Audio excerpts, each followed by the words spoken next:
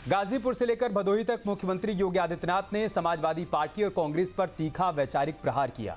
CM योगी का सीधा आरोप है कि विपक्षी दलों ने सत्ता में रहते हुए हमारे महापुरुषों का सम्मान करने के बजाय आक्रांताओं का महिमा मंडन किया। मुख्यमंत्री ने कहा कि महाराजा सुहेलदेव जी के नाम से समाजवादी पार्टी ने कोई भी आयोजन नहीं होने दिया। इससे पहले भदोही में उन्होंने कहा था कि समाजवादी पार्टी की सरकार ने संत रविदास के नाम पर बने जिले का नाम बदलकर पाप किया था और उनकी सरकार अब जिले को फिर से संत रविदास नगर की पहचान दिलाएगी। चाहे महाराजा सुहेलदेव का इतिहास हो या संत रविदास की विरासत, बीजेपी इसे अस्मिता की लड़ाई बता रही है, तो वहीं विपक्ष इसे असली मुद्दों से ध्यान भटकाने वाली वोट बैंक की राजनीति करार दे रहा है। ऐसे में सवाल सिर्फ नाम का नहीं बल्कि इतिहास, विरासत और राजनीति का है। सवाल यह भी है कि क्या इतिहास बनाम वोट बैंक की राजनीति में विरासत और महापुरुषों का सम्मान पीछे छोड़ दिया गया था। दो टूक में आज इसी मुद्दे पर करेंगे चर्चा, लेकिन सबसे पहले सुनते हैं बयान। जो देश, जो समाज अपने राष्ट्र नायकों को सम्मान देता है वही आगे बढ़ता है। जो अपने राष्ट्र नायकों का अपमान करता है, आक्रांताओं का सम्मान करता है, उसका कोई भविष्य नहीं होता। देश के भविष्य को डुबोने के लिए कांग्रेस और समाजवादी पार्टी के द्वारा किया गया पाप ये पहचान के संकट के रूप में हमारे सामने था। कैसे नाम बदलते थे। बाबा साहब भीमराव अंबेडकर के नाम पर बने हुए मेडिकल कॉलेज का नामकरण समाजवादी पार्टी ने बदल दिया। कन्नौज के मेडिकल कॉलेज का नाम बदल दिया। लोक माता अहिल्याबाई होलकर के नाम पर बने हुए कॉलेज का नाम समाजवादी पार्टी ने बदल दिया। रविदास जी के नाम पर बना हुआ भदोही जनपद का नामकरण इन्होंने बदलने का पाप किया। ये सभी पाप समाजवादी पार्टी के खाते में जाते हैं। इन्होंने लूटा ही नहीं, इन्होंने पहचान का संकट ही खड़ा नहीं किया, इन्होंने महापुरुषों को अपमानित भी किया।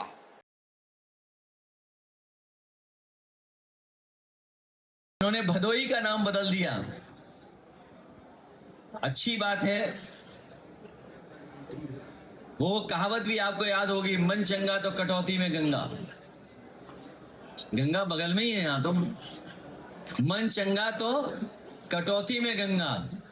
ये संत जिनके नाम पर भदोही का नाम रखा गया उन्हीं का है।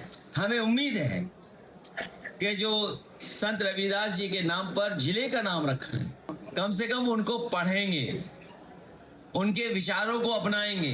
जिले का नाम बदल रहे हैं, क्षेत्र का नाम बदल रहे हैं, पर भदोही का नाम संत रविदास कर दिया आपने। बिल्कुल महान संत के नाम से पहले संत रविदास जी का जो था। पर मैं इतना ही कहना चाहूँगा कि भदोही में जो कालीन का उद्योग था वो पूरी तरह से चौपट हो गया, बंद हो गया। सारे लोग आज बेरोजगार हो गए हैं। जो आज वहाँ का घर घर में ये कुटीर उद्योग था कालीन का, उस पर आप काम कराइए, उस पर वहाँ के लोगों का सहयोग दीजिए, उनका साथ दीजिए।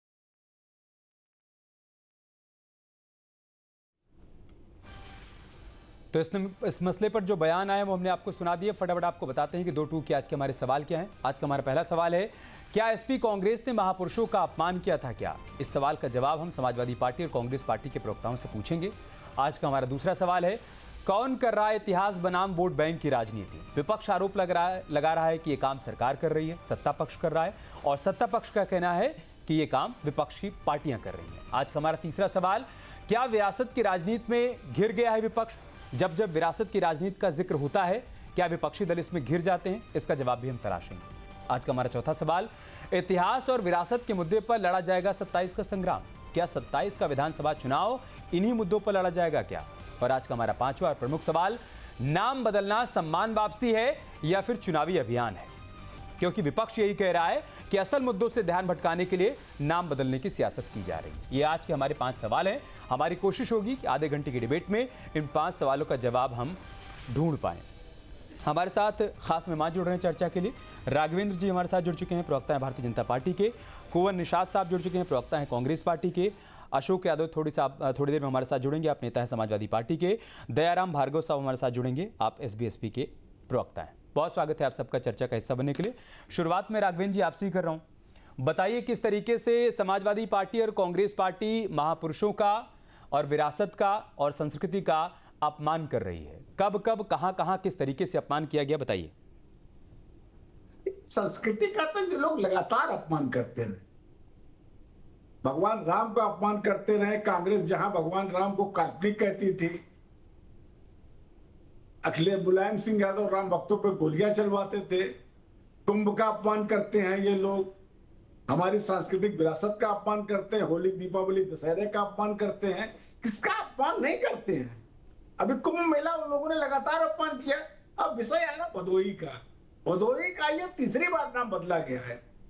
उत्तर प्रदेश के मुख्यमंत्री माननीय मायावती जी ने पहली बार संत रविदास नगर इसका नाम किया। समाजवादी पार्टी की सरकार आई, उसे पलट के फिर भदोही कर दिया। हमारी सरकार आई, हमने इसको फिर संत रविदास नगर किया। समाजवादी पार्टी की सरकार आई, फिर इसको बदल के भदोही कर दिया। ये तीसरी बार बदल करके संत रविदास नगर किया गया। भाई ये सीना जोड़ी हठधर्मिता क्या होता है? इनको संत रविदास से इतने ज्यादा क्या परेशानी है? मायावती जी ने एक बार नाम बदल दिया तो बात खत्म हुई। क्या संत रविदास महापुरुष नहीं थे क्या? क्या वो महर्षि नहीं थे क्या? उन्होंने समाज के लिए अस्पृश्यता का जो विषय था उसको दूर करने का प्रयास नहीं किया था क्या? क्यों हठधर्मिता पे आप आधा रहते हैं? अखिलेश यादव जी ने छत्रपति साहू जी महाराज का नाम मायावती जी ने कहा अमेठी कर दिया था। रमाबाई नगर का फिर पलट के कानपुर देहात कर दिया था। पंचशील नगर का हापुड़ कर दिया था। भीमनगर का संभल कर दिया था। काशीराम नगर का कासगंज कर दिया था। ज्योतिबा फुले नगर जेपी नगर का अमरोहा कर दिया था। ये जो है महापुरुषों के नाम पर कोई भी अगर नाम रख देता है तो उसमें ऐसा क्या उनके पेट में दर्द हो जाता है कि उसको पलट करके फिर वही पुराने नाम में ले आते हैं। 2012 का चुनाव अखिलेश यादव मात्र इसलिए लड़े थे कि जो समाज बसपा सरकार में जो बाबा भीमराव अम्बेडकर जी की, काशीराम जी की और मायावती की मूर्तियां लगाई जाएंगी, उनको तोड़ करके हम हटा देंगे। जवाब ले लेते हैं। यही था और जवाब ले मूर्तियां भी तोड़ी गई। कुंवर निषाद साहब, मैं बता रहा हूं महापुरुषों से क्या परेशानी है? महापुरुषों से क्या परेशानी है? उनका ये कहना है, उनका ये सवाल है कि आपने बार बार नाम क्यों बदले। एक तो ये, और साथ ही वो कह रहे हैं कि संस्कृति का, सनातन का अपमान तो आपके नेताओं ने गाहे बगाहे किया ही है, एक बार नहीं बार बार किया है। जवाब आपका।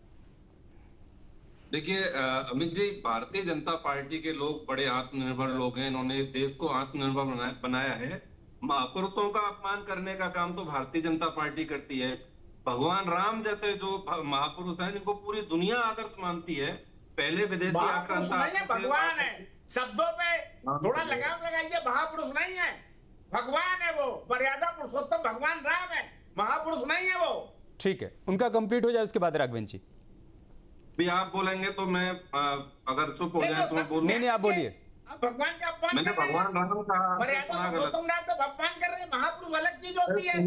भगवान ठीक है राघवेंद्र जी, पूरी डिबेट में मैं आऊंगा तो आप काउंटर करिएगा, पहले उनका कंप्लीट हो जाए। हाँ देखिए, भगवान राम जो कि पूरी दुनिया के लिए आदर्श है और महापुरुष हैं, उनका अपमान करने का काम भारतीय जनता पार्टी ने किया। पहले विदेशी आक्रांता आते थे, वो लूट करते थे।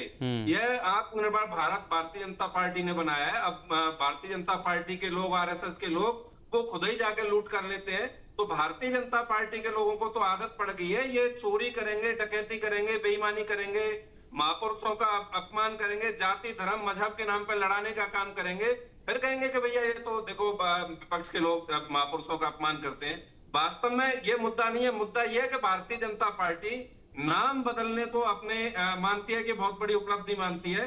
नाम बदलकर उत्तर प्रदेश में कोई इनको बड़ी उपलब्धि मिलने वाली नहीं है।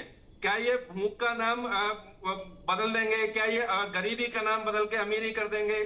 क्या बेरोजगारी का नाम बदल के रोजगार कर देंगे? क्या शिक्षा का नाम बदल के शिक्षा कर देंगे?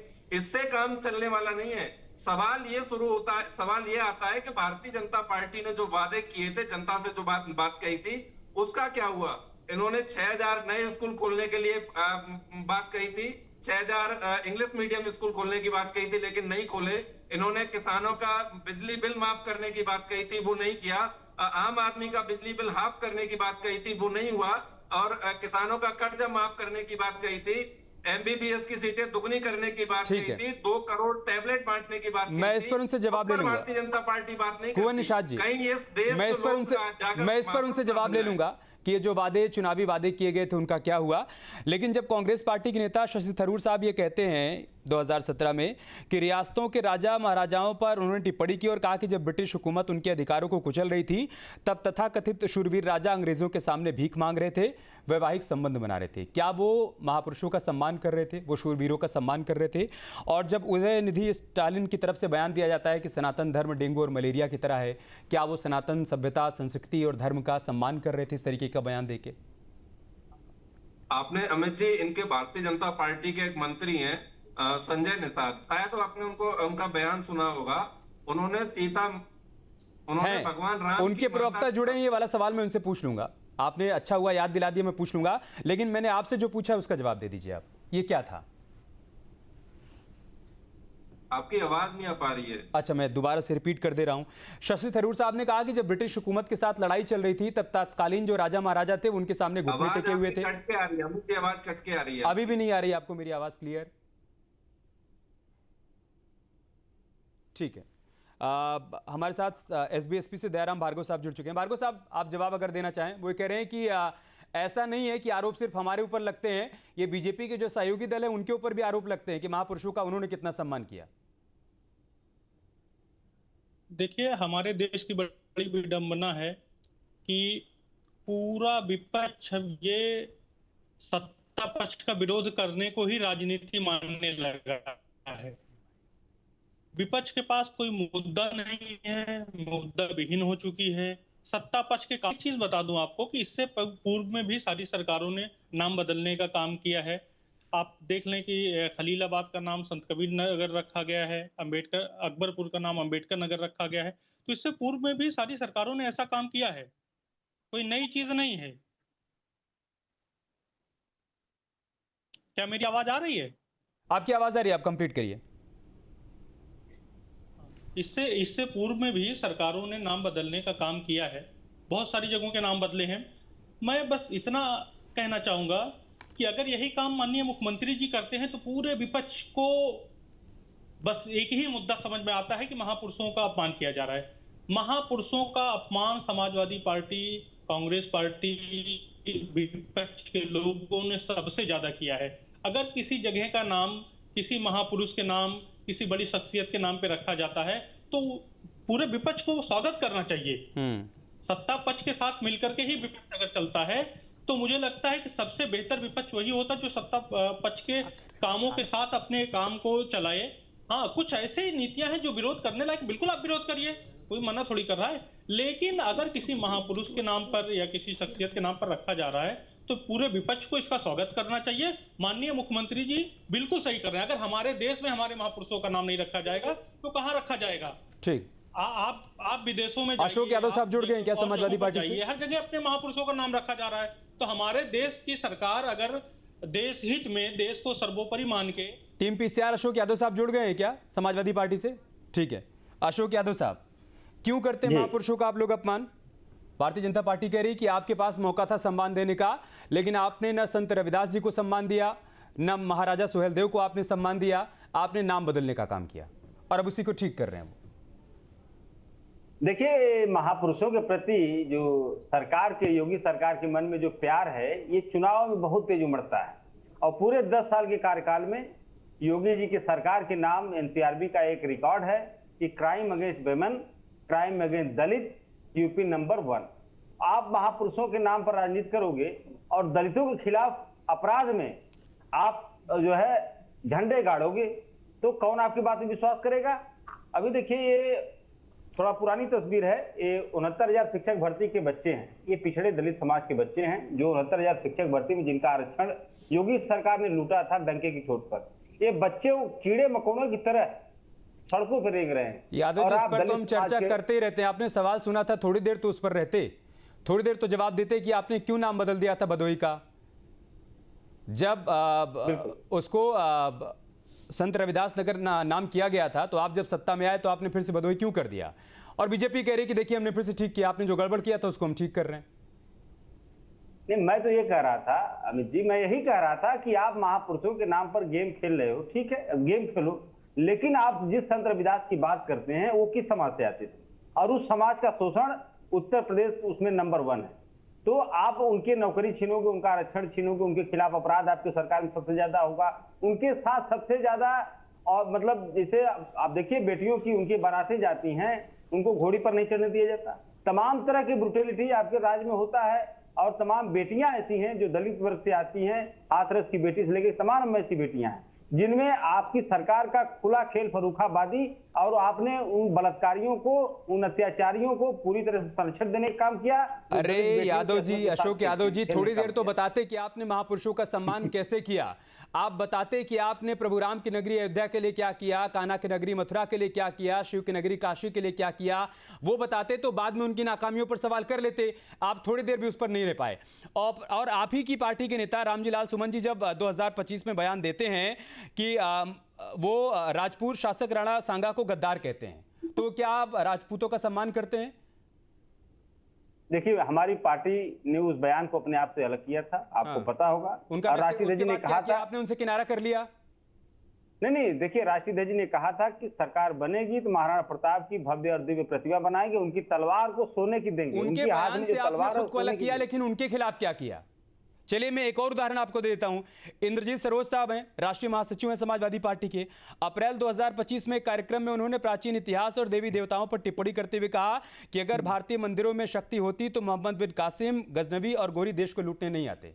अब बताइए आप, वो तो शक्ति को ही चैलेंज कर रहे हैं। वो कह रहे मंदिरों में कोई शक्ति नहीं थी, अगर शक्ति होती तो चोरी कैसे होती? क्या ये मौके बार बार आप नहीं दे रहे हैं क्या भारतीय जनता पार्टी को आप पर सवाल उठाने के? देखिए अमित जी, देखिए हमारी पार्टी है और हमारे देश में लोकतांत्रिक प्रणाली है, और लोकतंत्र में अपनी विचार को रखने का सबको अधिकार है, चाहे इंद्रजीत सरोज जी हो चाहे अमित शाह जी। अमित शाह जी ने लोकसभा में क्या बोला था आपको याद है? अम्बेडकर फैशन हो गया है। एक विचारधारा होती है ना, उस पार्टी के कार्यकर्ता और नेता जो मन करे वो अपने आप तो नहीं बोल सकते हैं। किसी ने कुछ कहा, किसी ने कुछ कहा, किसी ने कुछ कहा। आप ये कह रहे हैं कि उसको फिर कैसे समझा जाए कि उस पार्टी की विचारधारा क्या है? नहीं, बिल्कुल आपकी बात सही है, लेकिन हमारी पार्टी लोकतांत्रिक पार्टी है। जिस तरह से अमित शाह जी लोकसभा में कहे अम्बेडकर फैशन हो गया है, तो भी उनकी विचारधारा थी, भाजपा की विचारधारा थी, आरएसएस की विचारधारा थी। मुझे लगता है कि जब गृह मंत्री बोलता है तो पूरी सरकार बोलती है। तो आप तो ये भी सवाल मुझसे कर सकते हैं ना कि गृह मंत्री के मन में अम्बेडकर साहब के प्रति इतनी नफरत क्यों है, इतनी घृणा क्यों है कि अम्बेडकर नाम से उनको इतनी चिढ़ है। तो आप इतने बड़े प्रोफाइल पे गृह मंत्री, आप अपने नेताओं से सवाल नहीं कर पाए कि उनको राणा सांगा से दिक्कत क्या है? आप उनसे सवाल नहीं कर पाए कि आपको देवी देवताओं से दिक्कत क्या है, आपको मंदिरों से दिक्कत क्या है? आप उनसे सवाल नहीं कर पाए और आप कह रहे हैं ठीक है, उनसे, वो तो अभी जुड़े हैं, उनसे सवाल कर लेंगे, वो जवाब भी देंगे, सुन भी रहे हैं आपका सवाल। लेकिन क्या आप इन सवालों का जवाब देंगे क्या कि आपके नेताओं की तरफ से जब ऐसे बयान आते हैं तो उस वक्त पार्टी क्या महसूस करती है? सिर्फ किनारा कर लेने से भरपाई हो जाती है क्या?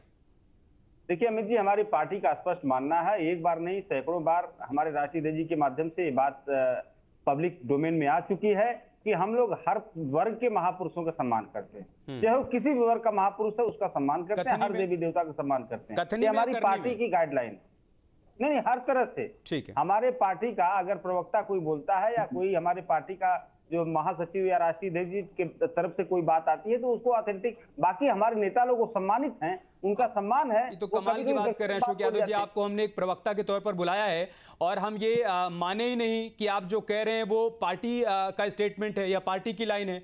आप ये कह रहे हैं कि हम आप मुझे झुठला दीजिए, मतलब ये आप कुछ भी कहकर जाइए उसको हम ये माने कि समाजवादी पार्टी का स्टेटमेंट मैंने कहा, देखिए अमित जी, मैंने ये कहा कि पार्टी का प्रवक्ता, अधिकृत प्रवक्ता जैसे मैं हूं, अगर मैं कोई बात बोलता हूं तो उसके लिए पार्टी जिम्मेदार है। लेकिन हमारे सांसद विधायक अगर कभी कोई बात अपने मन की बात बोल देते हैं, मोदी जी की तरह भाई मन की बात सबको बोलने का अधिकार है अमित जी। तो मन की बात कभी कोई मन की बात का मतलब है थोड़ी ना कि आप महापुरुषों का अपमान करेंगे। राघवेंद्र जी आपका जवाब। देखिए, इन लोगों के पास कोई जवाब नहीं होता है, वही 3-4 चीजें फर्जी बातें करने लगते हैं। महिलाओं का उत्पीड़न ज्यादा हुआ है, दलित महिला का उत्पीड़न ज्यादा हुआ है। अरे आंकड़े देखिए, हर चीज में कमी आई है। अब मैं बात करना चाहता हूं इनकी। इन लोगों ने 2012 के चुनाव में स्पष्ट घोषणा की थी मेरी सरकार बनेगी, बाबा भीमराव अंबेडकर, मानव काशीराम और मायावती की मूर्तियां तोड़ी जाएंगी। जैसे सरकार बनी अगले दिन पूरा उत्तर प्रदेश में मूर्तियां तोड़ी जाने लगी। ये इनकी सरकार है। आजम क्या कहा करते थे कि बाबा भीमराव अंबेडकर से अंगुली उठाए हुए कि सामने वाला प्लाट हमारा है। क्या कार्रवाई आप लोगों ने की आजम खां के ऊपर? आप लोग जो है देखने के दांत अलग है, खाने के दांत अलग है। हमेशा नकारात्मक राजनीति करते हैं, महापुरुषों का अपमान करते हैं, देवी देवताओं का अपमान करते हैं, सनातन धर्म का अपमान करते हैं, हिंदी त्योहारों का अपमान करते हैं। ये आपकी परंपरा रही है। ठीक है अतीक खान साहब, भगवान राम के दर्शन करने अगर समाजवादी पार्टी महाराजा सुहेलदेव का सम्मान नहीं कर रही थी तो आप गए क्यों थे उनके साथ?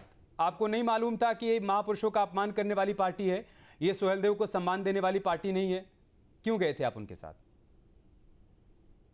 देखिए, अगर किसी भी जिले या स्थान का नाम, पहले मैं क्लियर कर दूं, किसी भी जिले या स्थान का नाम अगर सरकार बदलती है, देश के किसी महापुरुष या किसी बड़े व्यक्ति के नाम पे रखती है, तो किसी को ऐतराज नहीं होना चाहिए, बल्कि उन्हें खुशी होनी चाहिए कि भारत में एक ऐसी पार्टी है जो भारतीयता को सर्वोच्च स्थान देती है, जो भारतीयता को जो भारत के, हमारे देश के जो महापुरुष हैं, जो हमारे देश के गौरवशाली व्यक्ति हैं, उनके नाम पे करती है।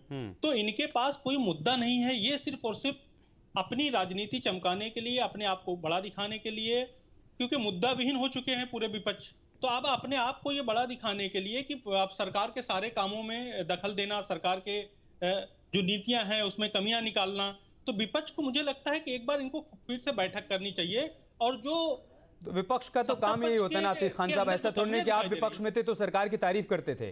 भाई विपक्ष भी तो यहाँ पर सियासत करने के लिए आया ना, राजनीति करने के लिए आया है, गिल्ली डंडा खेलने तो आया नहीं है।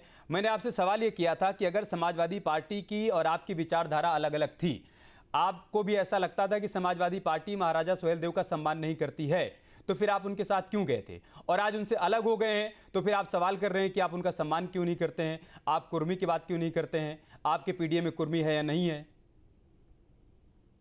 बिल्कुल बिल्कुल, देखिए हम कुछ मुद्दों के साथ समाजवादी पार्टी के साथ गए थे, लेकिन आदरणीय अखिलेश यादव जी ने उन मुद्दों पे कहीं ना कहीं अपने आप को पीछे खींच लिया।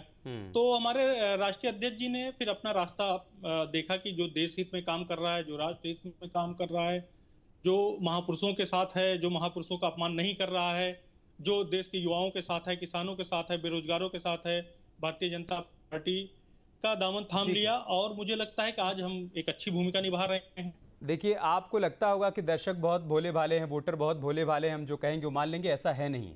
वो जानते हैं कि सियासत में जिसको जब जहां नफ़ा नुकसान समझ में आता है वहां वो करीब जाता है और दूरी बनाता है।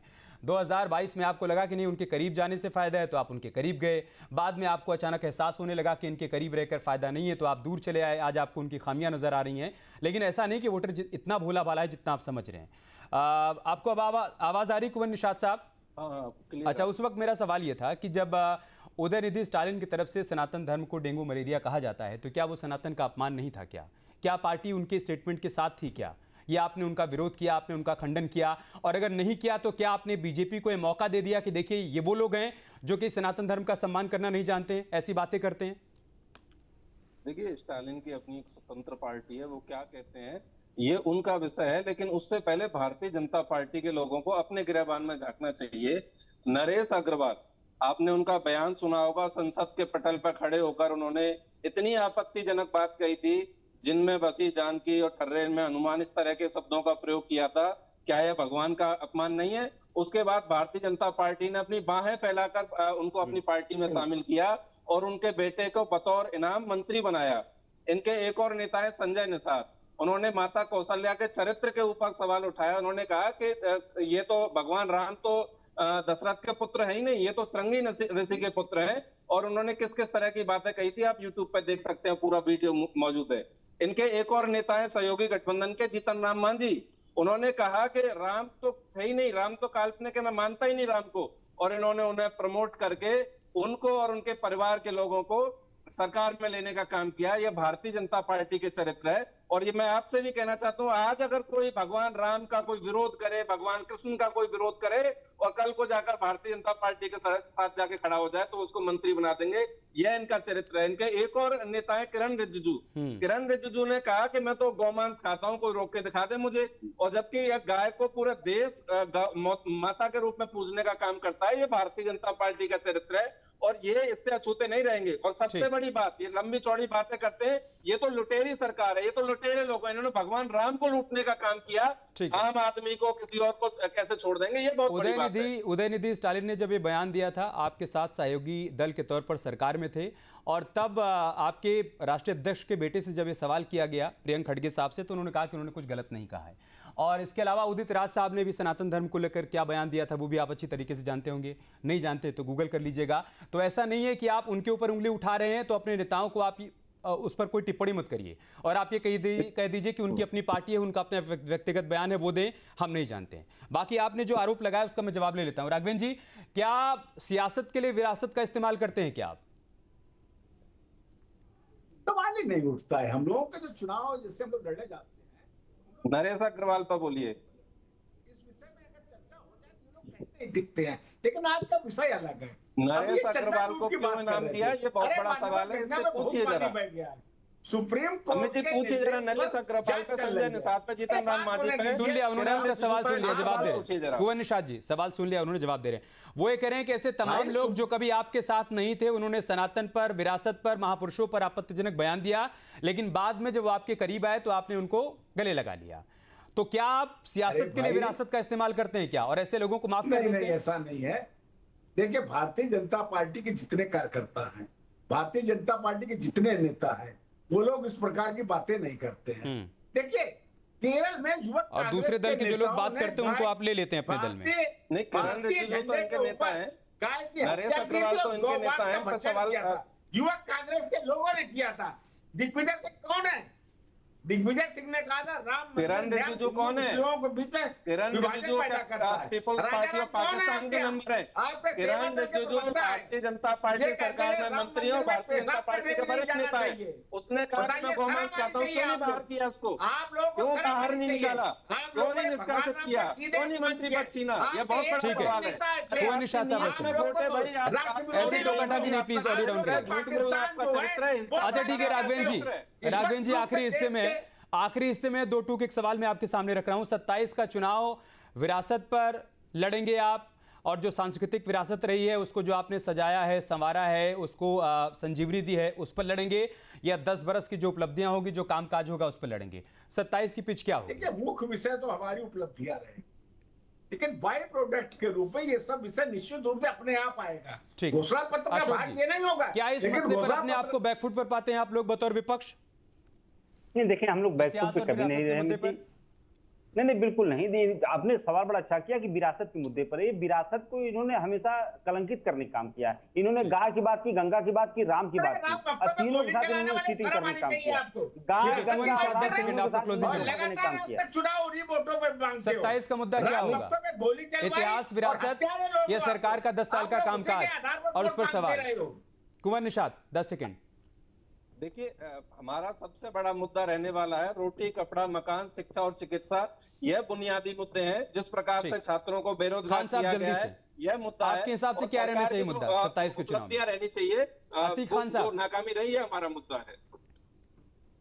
देखिए, 27 के चुनाव में सरकार ने जो गरीबों के लिए, युवाओं के लिए, बेरोजगारों के लिए, महिलाओं के लिए जो काम किया है, जो सरकार की जो नीति है कि आखिरी नाम से ज्यादा काम पर बात होनी चाहिए। नाम से ज्यादा काम पर बात होनी चाहिए। कब किसने क्या नाम बदला, हमने क्या नाम किया, उससे कहीं ज्यादा मायने ये रखता है कि हमने क्या काम किया आपके लिए, और वही लोग जानना भी चाहते हैं। बहुत बहुत शुक्रिया आप सभी का हमारे साथ जुड़ने के लिए, 2 टूक का हिस्सा बनने के लिए।